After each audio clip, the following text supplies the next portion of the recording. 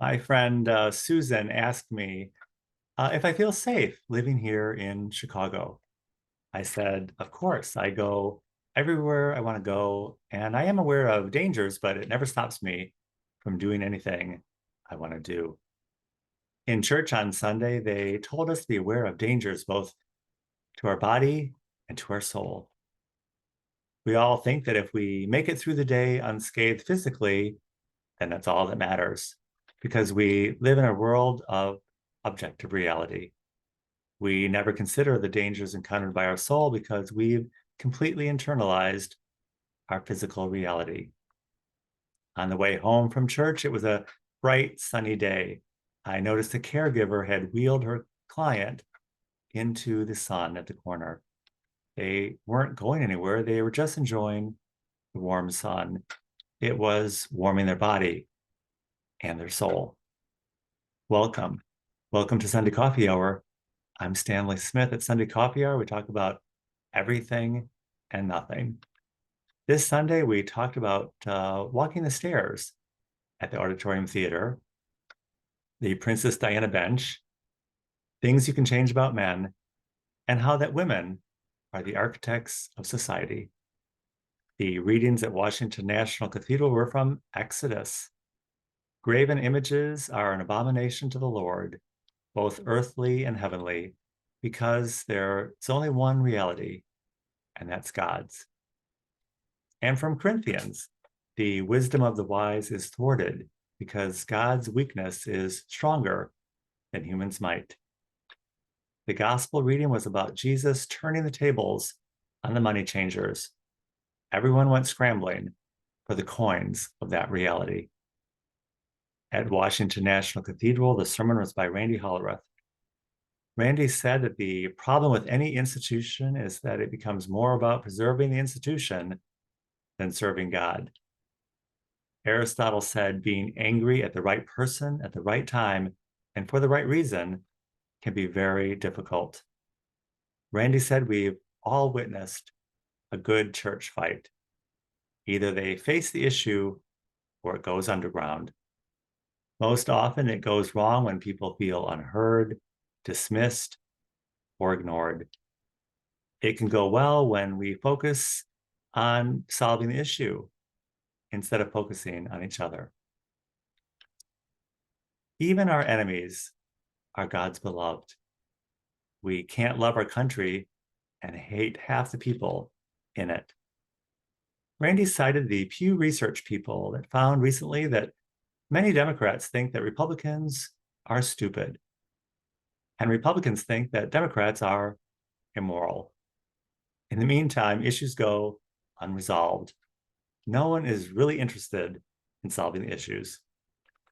Randy preached an intelligent sermon, and he gave many wise examples.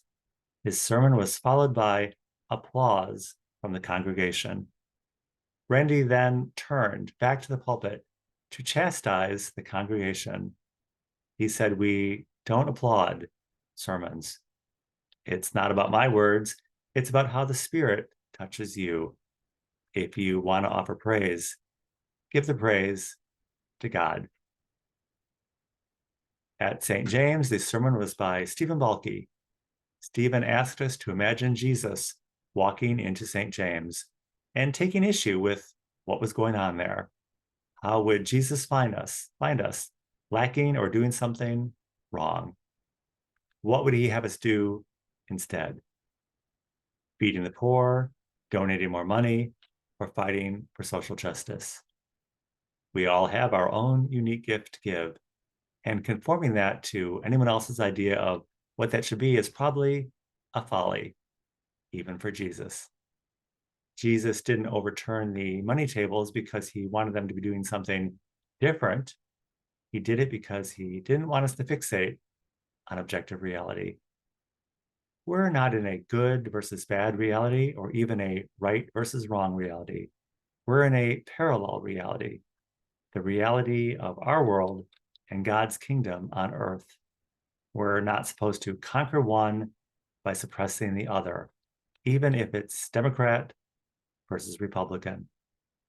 I doubt Jesus would have any issue with anything going on at St. James. Jesus doesn't need to barge in because he's already there. At a recent community meeting of civic leaders on Chicago's West Side, I ran into Roshona Fitzpatrick from Stone Temple Baptist Church. I asked her what she was preaching on for Lent. She said she was preaching on Genesis. I'm not sure what Genesis has to do with Lent. And actually, last time I checked with the Presbyterian Church, they had gotten rid of Genesis because it's been determined that it's not scientifically sound. I asked Roshana if she knew Bishop Vashti McKenzie, and she said, of course she did, but she's only talked to her a few times. When I went back to listen to the sermon that Bishop Vashti gave at Washington National Cathedral during the pandemic, I realized she wasn't preaching about the pandemic as I had remembered it, but instead she was preaching about saying yes, yes to God. We all talk about diversity and inclusion. We have so many issues in the world today: abortion, illegal immigration, the wealth gap, and discrimination. They are all the triggers of our objective reality. Someone needs to come in and turn the tables on all these realities. We're smart and intelligent people, and the moral and the godly do seem kind of dumb and like they're preaching from the wrong lectionary. We've made diversity, equity, and inclusion into the medieval times of living in social justice. It's hard not being all the things we're not supposed to be so we can live in the vacuum of our existence that's been created for each of us by each other. We all need to be the same thing and think the same thing and see everything the same way, so then we can applaud it. My Hindu friend says that often there's a negative spirit whenever the positive spirit is present, because the negative really likes to be around the positive. Sometimes the most attractive places are inhabited by the most unattractive people. Perhaps this is for a similar reason. Negativity often masquerades as the beautiful. We all want to give our love and compassion, but often it's stolen from us by a world that wants to dictate and control what we have to give. We're thwarted by the wisdom and discernment that tells us we accomplish love through making ourselves all the things we're not, and by making that the truth of our world. The phrase, "we can't serve God and mammon too," comes to mind. We learned last week that the much beloved interim pastor at Fourth Pres was one of the candidates for pastor 10 years ago, but that the search committee held out an extra year to accomplish the social justice of hiring a woman. We can all set out to accomplish what we need to in this lifetime, or we can live a safe and secure life and lose our soul in the process. We want to live a godly life. The only problem is no one knows what that is.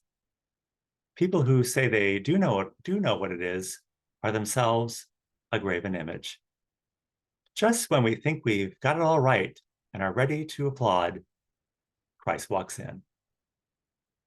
If you would like to join us at Sunday Coffee Hour, Sunday Coffee Hour is every Sunday at 12 noon Central Time on Zoom. I will include my email in the description of this video. I'll be happy to send you an invitation. And I look forward to seeing you very, very soon.